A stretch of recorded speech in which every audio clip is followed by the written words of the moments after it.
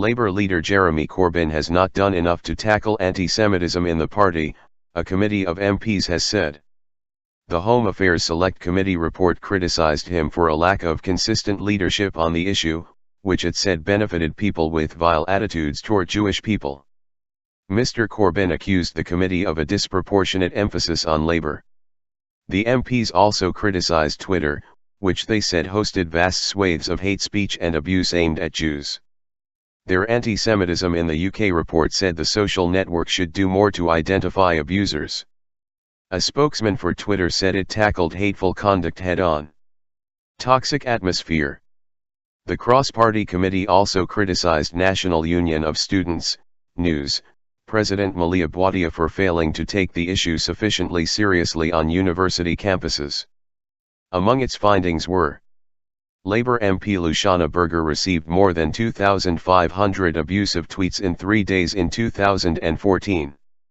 Since walking out of the launch of a report on anti-Semitism in the Labour Party, the Jewish Labour MP Ruth Smeeth has reported more than 25,000 incidents of abuse. Police recorded anti-Semitic hate crime in England and some parts of Wales increased by 29% between 2010 and 2015, compared with a 9% increase across all hate crime categories. A fifth of British Jewish people responding to an Institute for Jewish Policy Research study had experienced at least one anti-Semitic harassment incident during the last year, with 68% of incidents taking place online. The report by 5 Conservative, 1 SNP and 2 Labour MPs made unanimous recommendations to Twitter, the police and politicians on how to tackle anti-Semitism. Jonathan Arkush, President of the Board of Deputies of British Jews, welcomed the report. He said, "We look forward to a strong response from the government and the speedy implementation of the committee's recommendations." The report is critical of Jeremy Corbyn and his leadership on the issue. The MPs said the failure of the Labour Party consistently and effectively to deal with anti-Semitic incidents in recent years risks lending force to allegations that elements of the Labour movement are institutionally anti-Semitic. In June, a report by the former director of human rights body Liberty, Shami Chakrabarti, who has since become a Labour peer and shadow Attorney General, found that the party was not overrun by anti-Semitism or other forms of racism, but there was evidence of minority hateful or ignorant attitudes and behaviors. However, the MPs said the Chakrabarti report had failed to deliver a comprehensive set of recommendations, to provide a definition of anti-Semitism, or to suggest effective ways of dealing with anti-Semitism. Narrow pool of opinion. The committee's report said Mr. Corbyn had a proud record of campaigning against many types of racism, but did not fully appreciate the distinct nature of post-Second World War anti-Semitism. The party was incompetent in dealing with members accused of anti-Semitism, it added. Mr. Corbyn hit back at the committee's findings and said the report's political framing and disproportionate emphasis on Labour risked undermining it.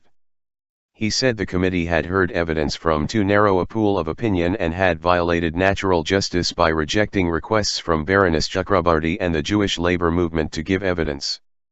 The report also unfairly criticised Baroness Chakrabarti, Mr. Corbyn said, adding that Labour was already acting on her recommendations. Former London Mayor Ken Livingstone, who was suspended from Labour over anti-Semitism, said the committee was rigged against Mr. Corbyn. He told BBC London, the membership was either all solidly Tory, who weren't friends of Jeremy, or filled with Labour people who would actually go on, a few weeks later, to vote for no confidence in Jeremy. Conservative MP Tim Lawton, who is acting chairman of the committee, said he resented the attack on the integrity of the MPs, who he said had gone out of their way to be non-partisan.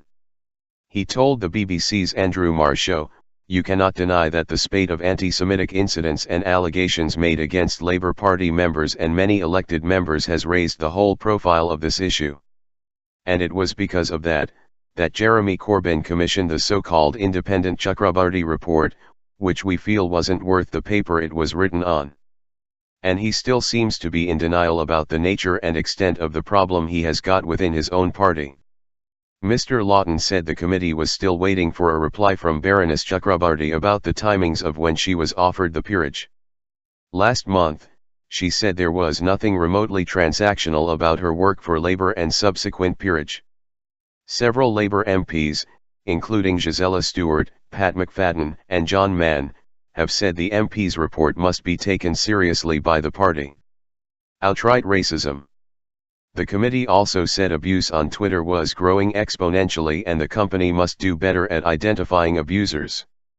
The onus should not be on victims to monitor their accounts for ongoing abuse and report it to the company, MPs said.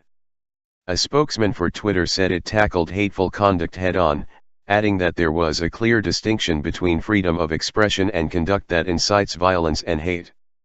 The report expressed concern about use of the word Zionist, saying use of the word in an accusatory context should be considered inflammatory and potentially anti-Semitic.